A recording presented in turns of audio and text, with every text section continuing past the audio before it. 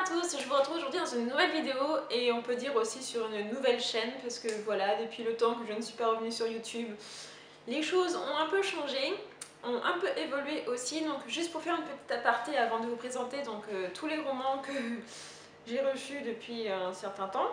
Donc en fait pour faire un petit point, donc je pense que je ferai des vidéos 2 fois par mois, donc c'est-à-dire à peu près tous les 15 jours. Donc il y aura un book haul par mois et après ce sera des vidéos un petit peu plus fun. J'ai aussi une nouvelle série qui est en préparation, donc je suis en train de tourner quelques vidéos. Ça me prend énormément de temps, donc du coup voilà, cette nouvelle série sera je pense tous les 2 mois quant à elle. Mais bon, pour les autres séries, pour les autres vidéos, pardon, ce sera des tags, des présentations de livres, hein, tout ça comme d'habitude. Mais bon, on va commencer par tous les romans que j'ai à vous présenter parce que si vous l'avez vu dans le thumbnail, il y en a une certaine quantité. Il faut dire que depuis, je sais pas depuis quand j'ai pas tourné de vidéo, depuis oh là, des book hauls, ça fait un certain temps, je ne sais même plus. Donc j'ai reçu vraiment beaucoup de romans, donc on va commencer tout de suite parce que sinon la vidéo va durer des plombs et je vais arrêter de vous parler.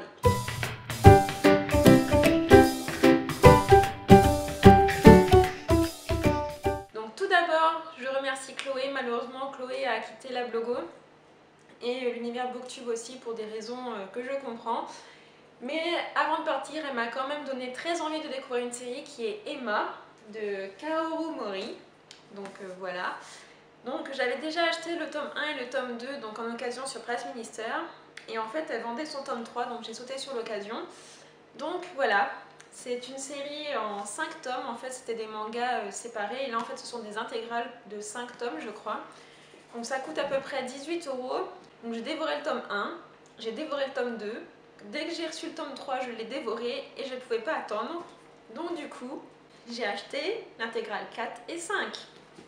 Il faut dire aussi que c'est... Bon, il n'y a pas beaucoup d'action, mais c'est très Jane Austen, c'est très...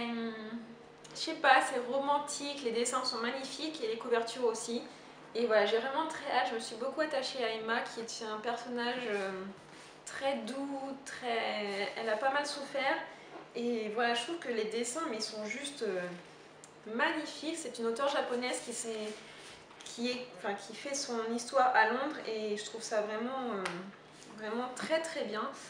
Et voilà, je pense que vous en avez pour votre argent. 18 € pour 360 pages, c'est le prix d'un roman. Et quand on voit le prix des mangas, je pense qu'on y gagne. Et en plus, l'histoire est géniale, donc c'est tout bénef. Donc ensuite, on va rester un petit peu dans la bande dessinée, les mangas, etc. Donc j'avais adoré le tome 1 et c'était aussi une série de romans et un auteur que j'apprécie particulièrement. Et j'étais vraiment très agréablement surprise de la qualité du tome 1. Donc j'ai sauté sur l'occasion pour le tome 2. C'est La quête des Willan en BD. Donc mise à adapter voilà, par Liliane et Baldati. Donc c'est une œuvre de Pierre Bottero. Et donc là c'est La quête des Willan. Donc voilà. Je trouve que les dessins sont vraiment magnifiques aussi. Les couleurs représentent bien Gwenda Lavire. Elana, c'est exactement comme je l'imaginais. Edwin aussi. Enfin, j'aime vraiment beaucoup. Malheureusement, à chaque fois, c'est trop court. Je crois qu'il y aura 3 BD pour adapter le tome 1 et ainsi de suite, sachant qu'il y a 6 romans, donc on en a encore pour un bon moment. Mais franchement, c'est vraiment une très bonne adaptation que je vous conseille. Ensuite, on va passer au roman. Donc là, c'est ma lecture en cours. Il s'agit du tome 2 de la série La 5e vague de Rick Yancey. Et là, c'est le tome 2, comme je viens de le dire. Donc il s'agit de la mer infinie. Et je ne sais pas si vous allez voir, mais c'est un effet argenté juste magnifique. Moi j'aime beaucoup cette couverture, j'en suis pour le moment, on va dire un peu plus de la moitié. C'est plus lent que le tome 1, c'est plus psychologique aussi, j'ai eu un peu de mal à me replonger dans qu'est-ce qui s'était passé dans le tome 1, à vrai dire. Mais voilà, ça se lit tout seul et c'est vraiment très intéressant. Ensuite j'ai fait 2 catégories, donc les romans que j'ai reçus mais que j'ai déjà lus et les romans que j'ai reçus que j'ai pas encore lus. Donc on va commencer par les romans que j'ai reçus et que j'ai déjà lus. Donc j'ai déjà lu Au-delà des étoiles de Beth Revis. Donc c'était sous le titre anglais Across the Universe. C'était pas mal, mon avis est déjà sur le blog, donc le lien sera en barre d'infos. Mais je m'attendais à quelque chose d'un peu plus émotionnel en fait.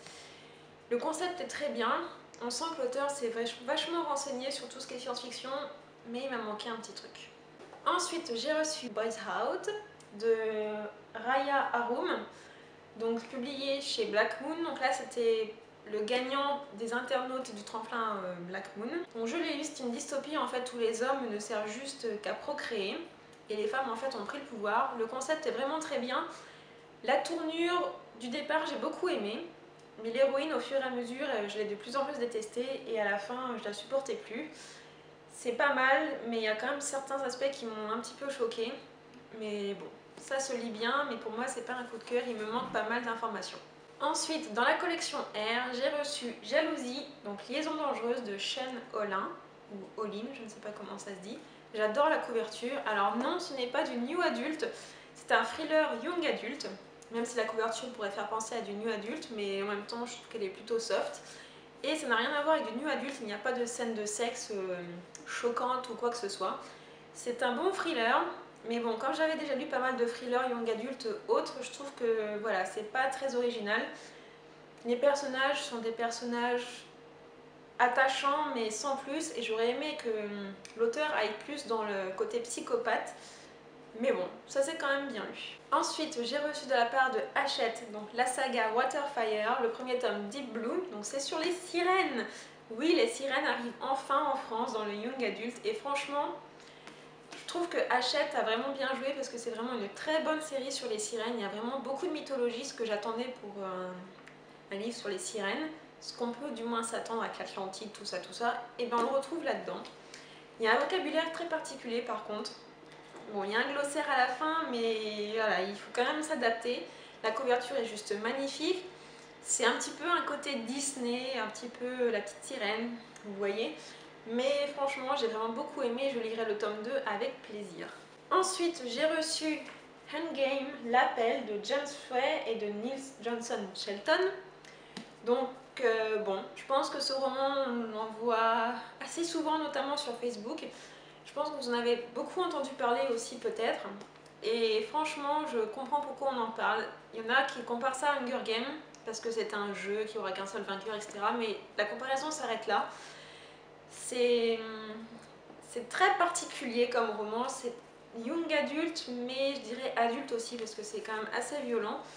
Pour la petite histoire, en fait, c'est 12 personnes qui sont issues de lignées très très anciennes, qui ont été choisies pour en fait se battre et savoir qui allait survivre et du coup qui allait pouvoir sauver sa lignée. C'est très particulier, c'est un aspect un peu alien, un petit peu énigmatique, mais franchement moi j'ai adoré.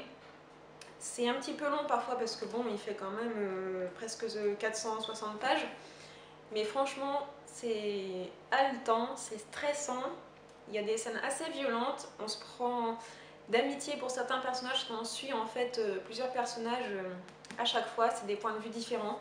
Et moi j'ai vraiment beaucoup aimé, je lirai la suite avec grand plaisir. Donc ensuite je vais vous parler d'un... C'est pas un roman, c'est plutôt quelque chose pour me détendre. Donc je pense que vous en avez aussi entendu parler, il s'agit de l'art thérapie. Donc moi j'ai pris Sans coloriage anti-stress, publié chez Hachette Loisirs. Donc en fait ce sont des mandalas qui sont des dessins qui sont censés en fait apaiser l'esprit. On se concentre sur son dessin, sur les couleurs que l'on veut faire et on pense à rien d'autre. Donc voilà, ça se présente des dessins un petit peu comme ça. Bon, j'en ai commencé certains, hein, voilà. Hop. Après, je sais plus où est-ce qu'ils sont les autres. Voilà, il y en a un ici et je crois que j'en ai fait encore un autre. Voilà, il y en a un. Celui-là je l'aime pas. Et celui-là je crois que c'est mon préféré. Voilà, donc en fait c'est très reposant, j'ai plus trop le temps de m'y mettre, mais quand je m'y étais mise c'était pendant ma période de recherche d'emploi. Ça me permettait de m'apaiser parce qu'il y avait pas mal de tension et tout, et franchement c'est vraiment très bien. Je crois que ça coûte 13 € à peu près. Par contre faites attention à la qualité du papier, et je vous mettrai le lien d'une vidéo de Erosai Monster qui parle vraiment très bien de ces petites choses. Et ensuite là aussi ce n'est pas un roman, ça n'a rien à voir, c'est... ça, c'est une boîte en fait de jeux. Donc c'est Apéricube, 400 questions et défis pour l'apéro. Donc ça se présente comme ceci. En fait c'est plein de petites cartes où en fait pendant l'apéro avec les amis, eh bien, on peut se poser des questions, se lancer des défis, etc. Ce qui permet de passer un bon moment. Donc voilà, puis ça se présente dans une petite boîte comme les Apéricubes en fait. Donc je trouve ça plutôt sympa. Alors maintenant nous allons passer au roman donc, que j'ai reçu mais que je n'ai pas lu. Donc celui-ci en fait... je l'ai relu, donc on ne peut pas dire que je ne l'ai pas lu. mais c'est juste une relecture. Donc en fait c'est Si je reste de Gail Forman, mais dans la version poche avec l'affiche du film. Donc avec les filles, donc Justine et Lucie, on vous a fait un live show donc, sur Si je reste, donc je vous invite à aller voir en barre d'infos le lien si ça vous intéresse. Donc bon, Si je reste, je l'avais déjà lu, j'avais déjà beaucoup aimé et ma relecture a été un petit peu en deçà de ma première lecture, mais j'ai encore bien aimé, il y a vraiment des phrases qui sont vraiment super jolies. Donc j'ai reçu Wild de Cheryl Strayed, donc c'est un bon pavé. Je crois que ça va être adapté au cinéma, je m'avance peut-être avec Reese Witherspoon. Bon, bref. Vous voyez de qui je veux parler. Donc voilà, c'est une femme en fait qui décide de tout plaquer et de partir en randonnée, je crois, aux États-Unis. Voilà. Et elle va faire 1700 km. Donc j'ai vraiment très hâte de m'y plonger. Je pense que ça va être un dépaysement total et une introspection de soi-même. Enfin voilà, je pense que ça va être vraiment très bien. Ensuite, j'ai reçu Sens interdit de Bruno Vinet-Garenne, donc publié chez Prisma. Donc ça, en fait, c'est un roman que j'ai reçu dans la Marie-France Bag, dans le Marie-France Bag. Donc c'était le dernier Marie-France Bag en fait que j'ai commandé. J'ai arrêté l'abonnement. Et donc c'est un roman, je crois, où l'amour est interdit. Donc ça fait penser un peu à Délirium, etc. Il est tout petit, c'est un roman français. Donc je verrai de quoi il en retourne. Ensuite, ça c'est un roman que ma mère a déjà lu et qu'on avait commandé en fait pour nous deux. Donc il s'agit de La jeune fille sous l'olivier de Lee Fleming.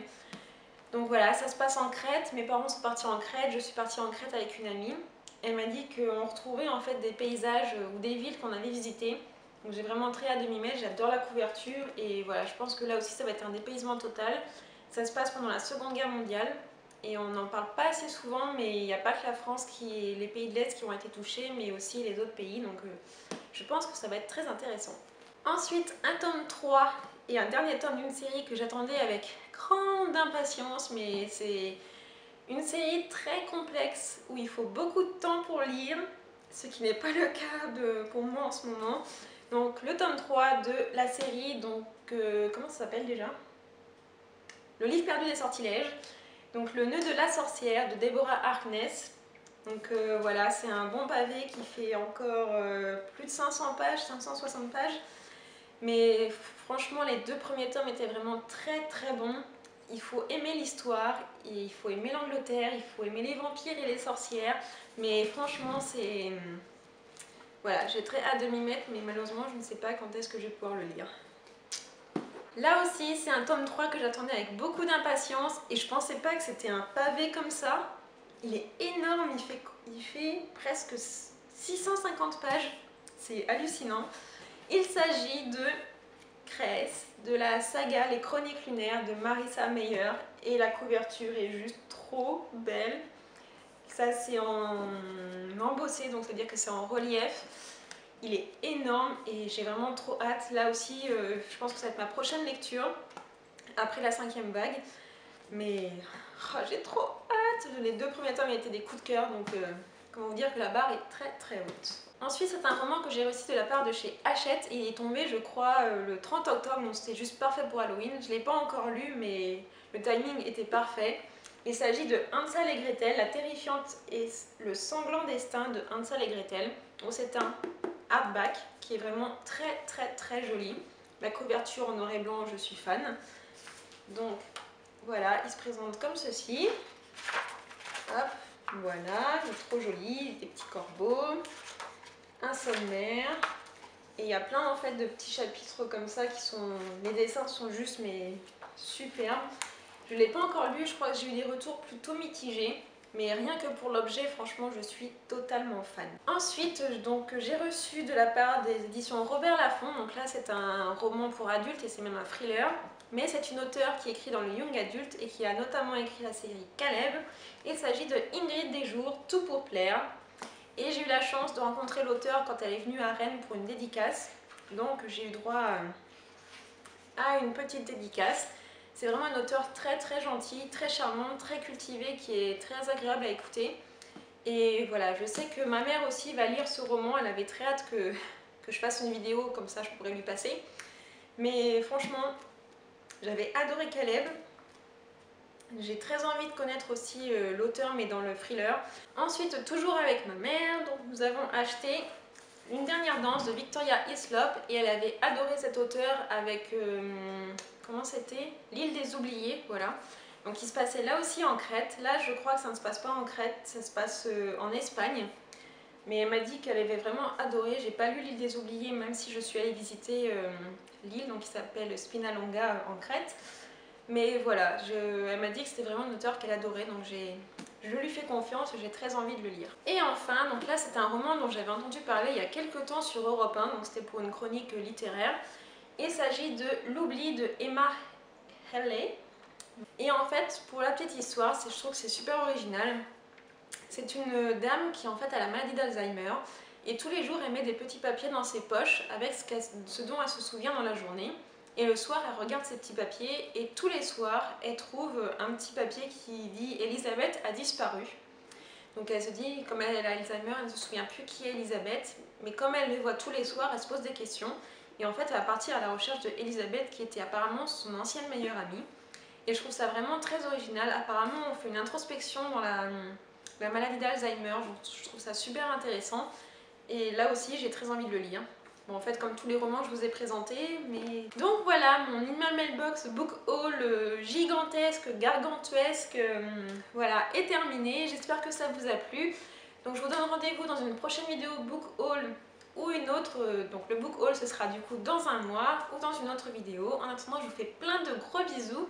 Je vous souhaite de très bonnes lectures. À très bientôt. Bye bye!